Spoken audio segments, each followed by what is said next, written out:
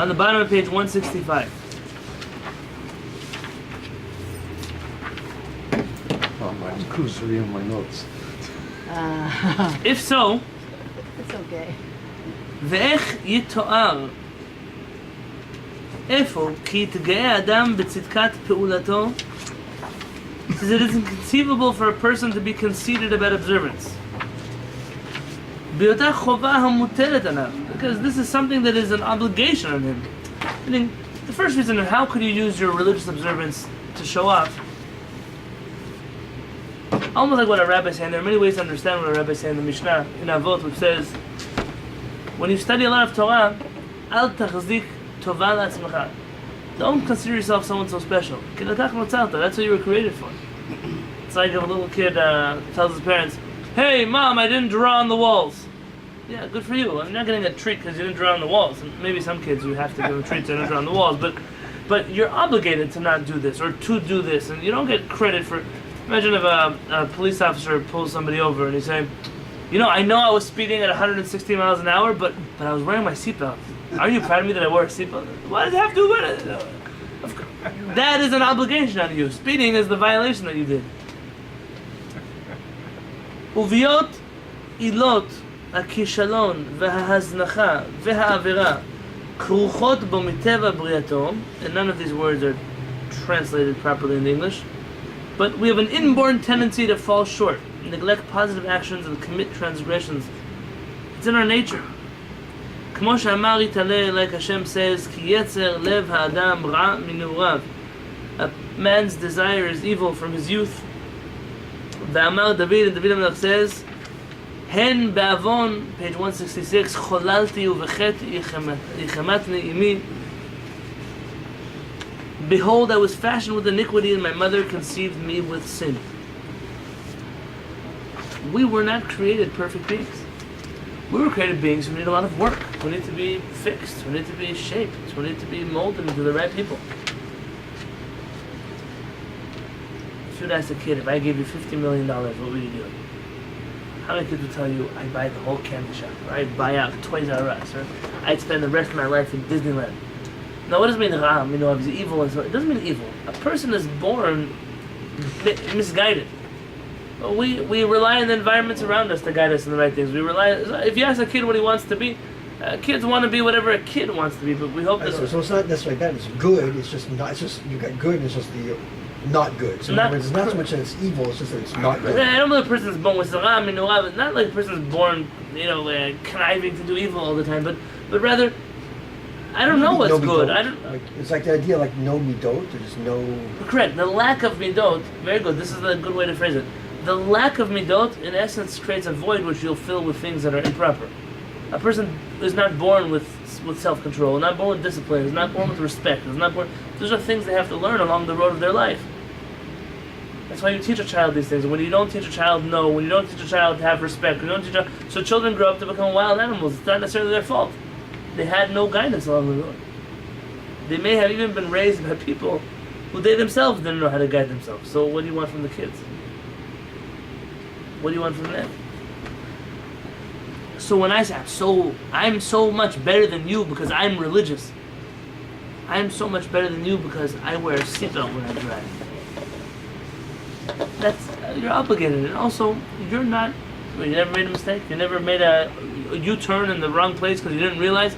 Oh, you slipped up by accident. People slip up by accident also on other things. We're not perfect people, and because we're not perfect, we don't have the right to start judging other people and how imperfect they are. ועליך לזכור את פסוקי התורה, and it's incumbent on you to remember the verses in the Torah, המזהירים את שומרי התורה, that warn the people who observe the Torah, לבל יאמר ליבו, כי כבר הגיע למעלת הצדקות השלמה. So a person should never say to themselves, I'm completely righteous. וראוי לשכרו יתעלה, and therefore I'm deserving of something from Hashem.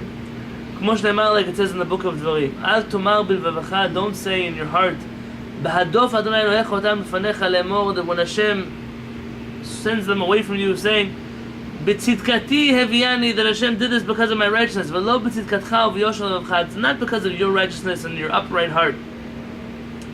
זכור אל תשכח את אשר הקצבת, remember, don't forget how you angered Hashem. Hashem tells you, listen, This sense of entitlement that people have in this world, especially compared to Hashem, it's unhealthy.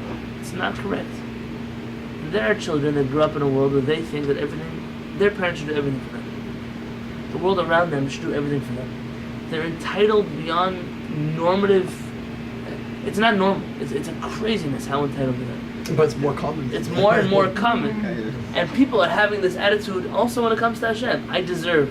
I remember when, Rav Tzvi Huda Kook, after one of the wars, I read one of his biographies. It's Rav Kook's son. Someone came back, how could Hashem have killed so many soldiers at war? They were trying to save the land of Israel. And Rav Tzvi Huda Kook got very angry. He said, show me where Hashem promised you that we're not going to lose people for the land of Israel. Where did he promise you this? You come with a sense of entitlement that Hashem can't hurt me.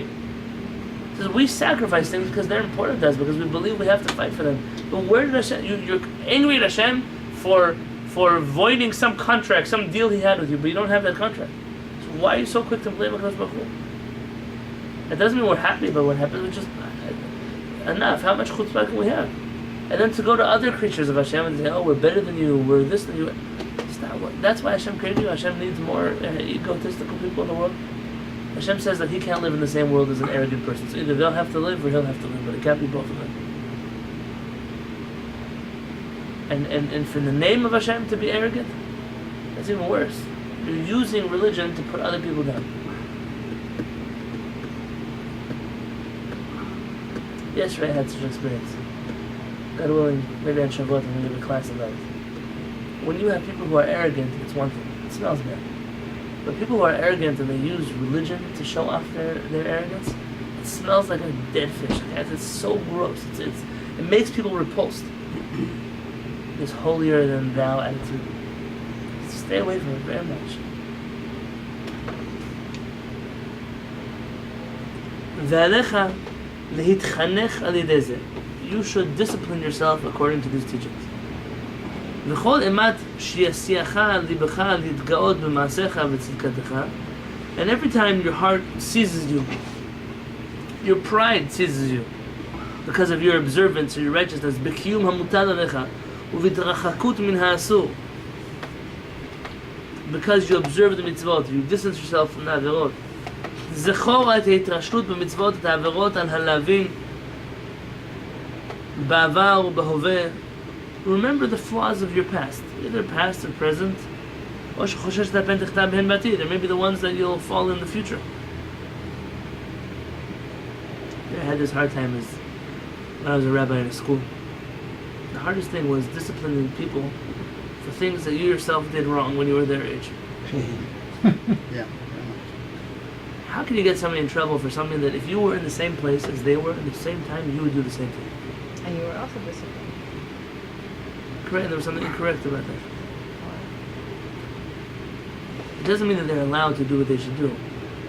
But when parents go to the, how can you skip school? What kind of person skips school? You never skip school. I did tell each other, I also messed up sometimes in my life. I know what it's like, and you shouldn't do it. It's not worth it for you. Why does it have to come from a place of elitist attitude and not from a place of, I understand what you're going through. I understand that desire, and I'm telling you, listen, I'm not one to give you musar because I've done this in the past, but if you listen to me, I have what to share with you. But you tell him that it's wrong. But yeah, I didn't say not to tell him that it's wrong, but it's where do you come from? Stop pretending you're so perfect. And people appreciate real people much more than they appreciate fake people.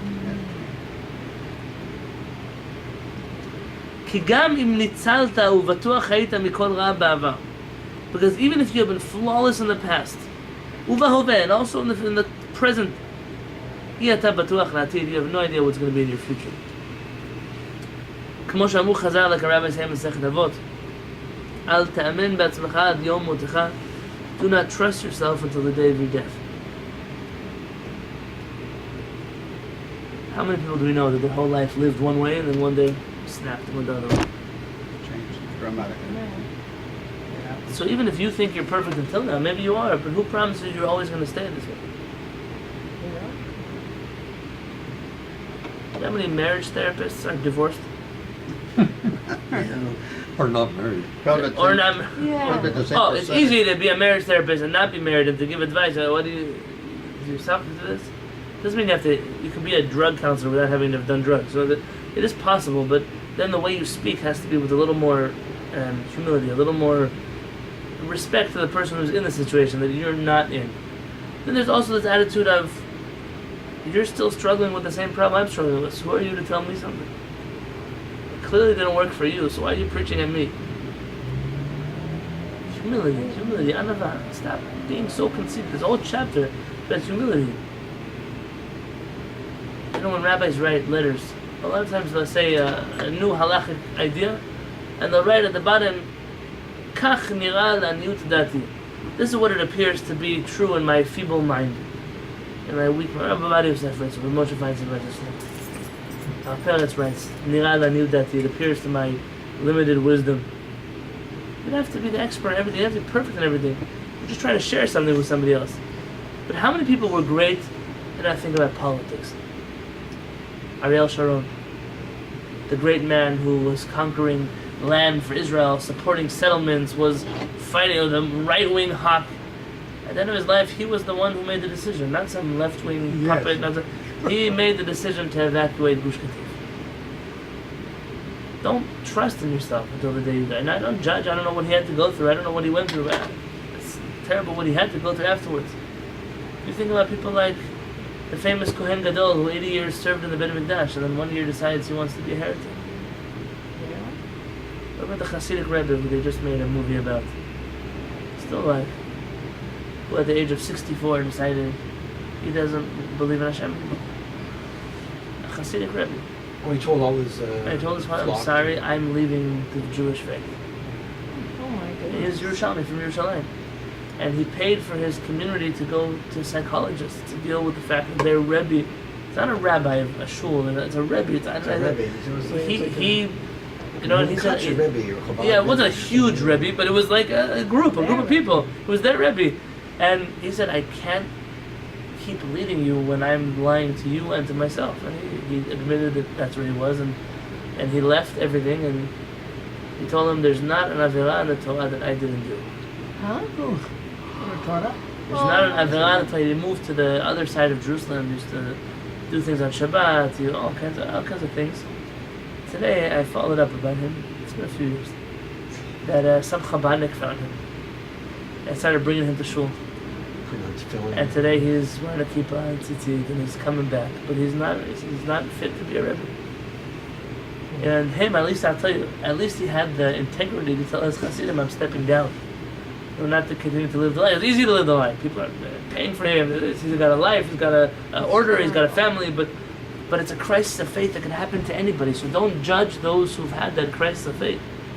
When I hear rabbis that talk about Holocaust survivors, and I heard rabbis say, so who do you think you're about? A Holocaust survivor, he wasn't religious. You should know, just because he went through Auschwitz doesn't mean that he's not going to go to hell. Like that, he said, in those words. If I could be more vulgar, I would, but this is bad enough for me.